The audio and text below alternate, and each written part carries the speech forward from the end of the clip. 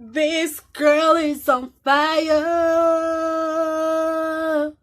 Let me not start, guys. I'm not gonna finish. And I can't sing. But anyway, welcome back to Captivating Sundays.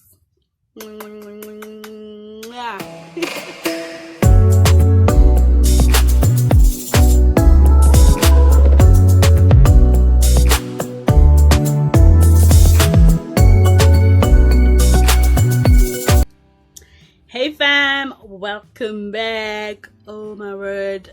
First off, let me just apologize and say I'm really sorry for the past 2 weeks that I haven't posted. I know I was supposed to post, but yeah, a lot has happened and I wasn't feeling well. Also, my Wi-Fi signal was really terrible. So yeah, I'm really sorry, but here I am today and with another episode of Captivating Sundays. I hope you guys enjoy it. I hope you love it. If this relates to you in any way, if you want to share something with me, please do not hesitate to comment. Leave your comments. Please subscribe. Please like. I'd really like to hear your views. Tell me if you enjoyed this video and you'd like more videos and what you'd like to see from me going forward. But yeah, guys, today's topic is generally about brokenness. Yeah, we've all suffered from brokenness at some point in our lives.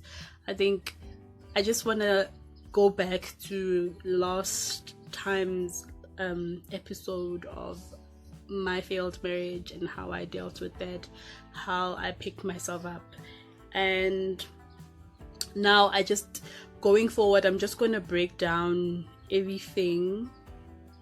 I think everything is like a roller coaster. No, I wouldn't say a roller coaster. Everything happens because of something happened in the past. Let me just say that. There are certain things that we go through and we don't fully deal with them. We get knocked, really knocked. We go through terrible things that really just make us question life, question God in so many ways. And I think also we haven't fully mastered how to fully deal with things, how to fully let go, how to fully just be ourselves, be the best version of ourselves. And that's a struggle for a lot of people. I know for me it is, and I've struggled with feeling broken, feeling undeserving, feeling not enough, inadequate for a really long time. And I think that has caused me to make decisions that were terrible. I made decisions based on because I felt like they'd make me feel better or they'd fill that gap, when in essence it's not even the case. I just want to read to you a passage from the book that we are currently reading. It says, it's under the subtitle, the heading, Wounded Femininity. This really touched me. I just need you guys to listen and hear what this says. It says, as a result of the wounds we receive growing up, we come to believe that some part of us, maybe every part of us, is married. Shame enters in and makes its crippling home deep within our hearts. Shame is what makes us look away, so we avoid eye contact with strangers and friends. Shame is that feeling that haunts us, the sense that if someone really knew us, they would shake their heads in disgust and run away. Shame makes us believe that we do not measure up, not to the world's standards, the church's standards, or our own. Others seem to master their lives, but shame corrupts our hearts and pins them down. Ever ready to point out our failures and judge our worth, we are lacking. We know we are not all that we long to be, all that God longs for us to be, but instead of coming up for grace-filled air and asking God what He thinks of us, shame keeps us pinned down and grasping, believing that we deserve to suffocate.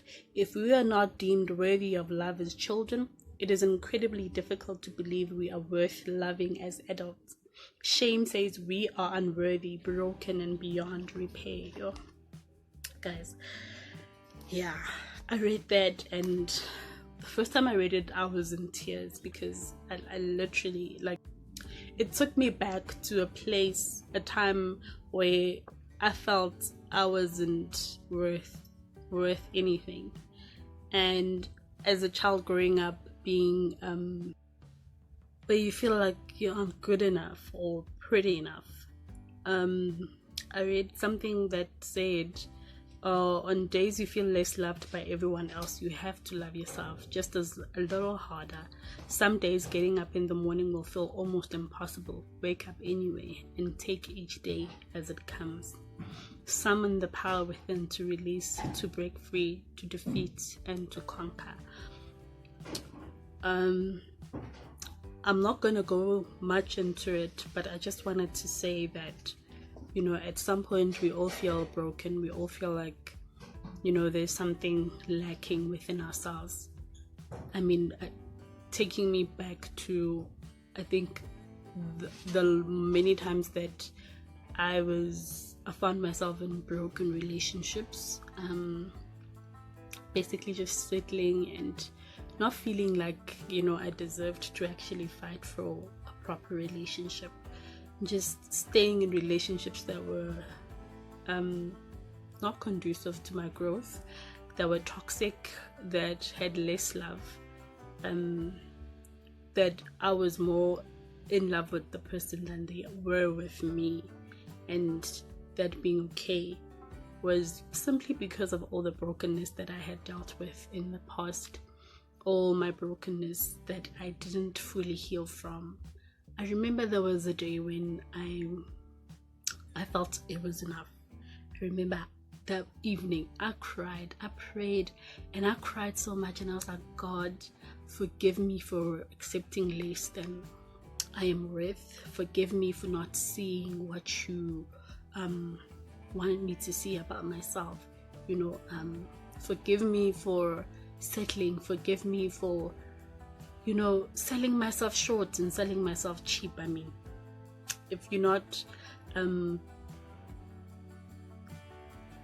aligning yourself with things that are worth you, worth your time, worth your energy, worth your love, worth your heart, you are selling yourself short. You know, I cried and I prayed, and I was like, God, forgive me. I pray that I do better. And I'm not saying I'm better.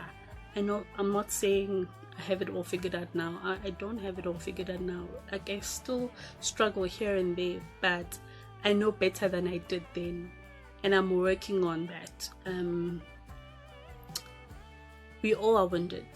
We all have faced really tough struggles, and I think what we don't realize is the fact that our past and our past struggles and all the things that we suffered, especially in our childhood, have a huge role to play in the decisions that we make today, be it in relationships, be it in friendships, in careers, even how we treat ourselves. That's something very important that we need to understand. How you treat yourself now is a reflection of all the pain and hurt that you haven't fully dealt with. And if you've fully dealt with that, you'll also understand the magnitude of everything that you put yourself through, especially emotions. There are things that are worth your time, and there are things that are not worth your time. There are things that you should invest in and invest your heart in, and there are things that are just worth letting go. Let it go. Anything that disturbs your peace, let it go. Anything that doesn't bring you closer to God, let it go. Anything that moves you away from what God has placed in your heart, or what God has in store for you and your destiny. I mean, we're all born and created for something special, something unique. And until you find that thing, work towards finding it. And when you do find it, anything that does not lead you to that place that God has placed you to be, do not let it in. Just let go of it. Completely let go of it. Try by all means to be, consistent in terms of who you let in, what you let influence you, influence your life. Be positive and truly believe that you were born and created for something special and unique. I mean, God does not make accidents. There is always a bigger picture to everything. I always tell my friends, those close to me, that nothing ever happens by accident.